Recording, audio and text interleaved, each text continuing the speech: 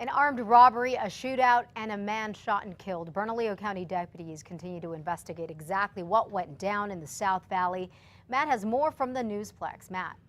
Good morning once again, Elizabeth. Right now, deputies are all clear of this area, but they did spend most of the night out there interviewing witnesses and trying to piece together exactly what happened.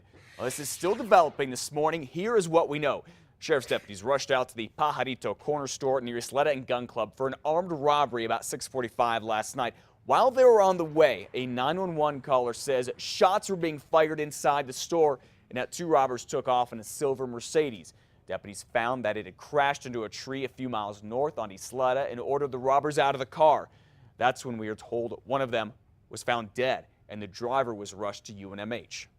The passenger of the vehicle did sustain a fatal gunshot wound, and at this point we're investigating a armed robbery that occurred at the corner store as well as a homicide. Right now, sheriff's deputies will not confirm if it was someone inside the store who shot and killed the robber. No one else was hurt in that robbery, and deputies say the other robber was shot in his arm and went to the hospital as well. Elizabeth.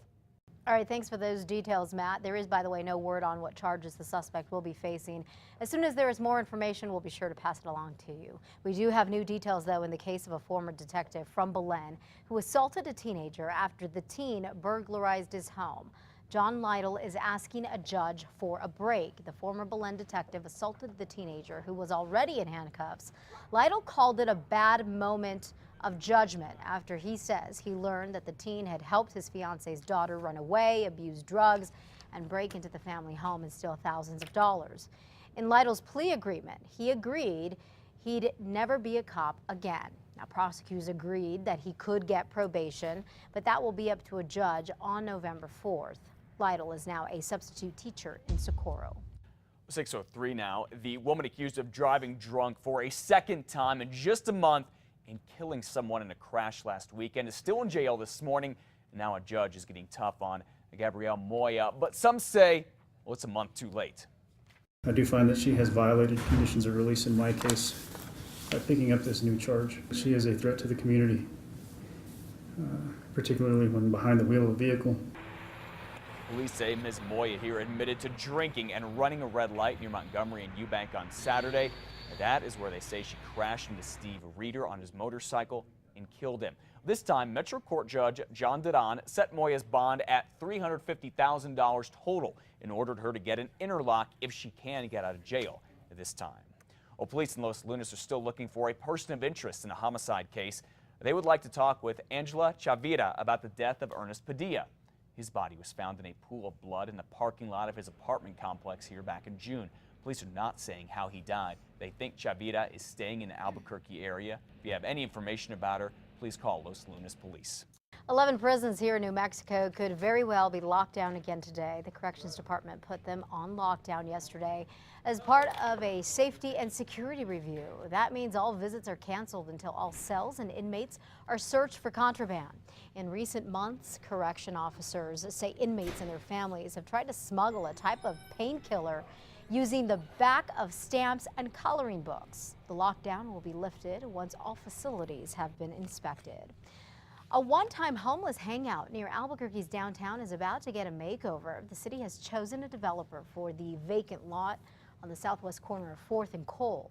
SG Properties plans to build an area for stores, an apartment complex, offices, and a food court. The city bought the property in the Barelas neighborhood for $230,000 back in 1994, but it became a magnet for criminals and the homeless. It was torn down 2 months ago. The new developer hopes to break ground in the next year and a half.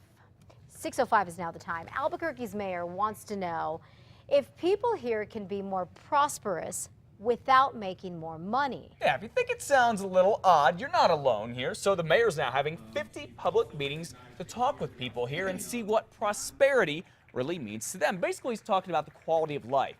It's part of the new Albuquerque Plan for Prosperity project. And yesterday it had its very first meeting here at the Chemo Theater. So that gives them the opportunity in true democracy to weigh in, and they want to, that way they can see their input reflected in our policies and some of the programs that we operated throughout the city. You can find out more about the meetings and even fill out a survey on prosperity online. We have a link set up for you at krqe.com.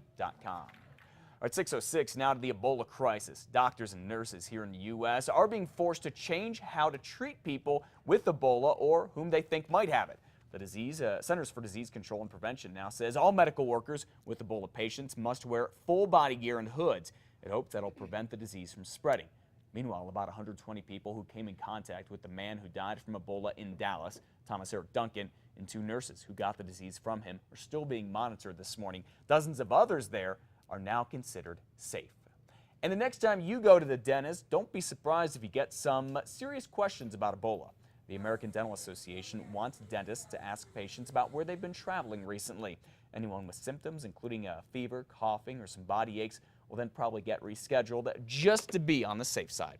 And it was just a matter of time, but look out for some con artists trying to use Ebola to scam you out of cash. The Better Business Bureau says some crooks are out there sending you emails about Ebola, and it asks you to click on a link. Plus, they say that they are with charities to help people with Ebola. That's not true, obviously, and others are just trying to sell you Ebola protection kits. So don't fall for it. If you do want to donate to some charities, make sure they're legit. Yeah, look them up online. Use the major ones that are well known, and Ebola protection kits. I don't think probably you'll need just it. a little overdoing it.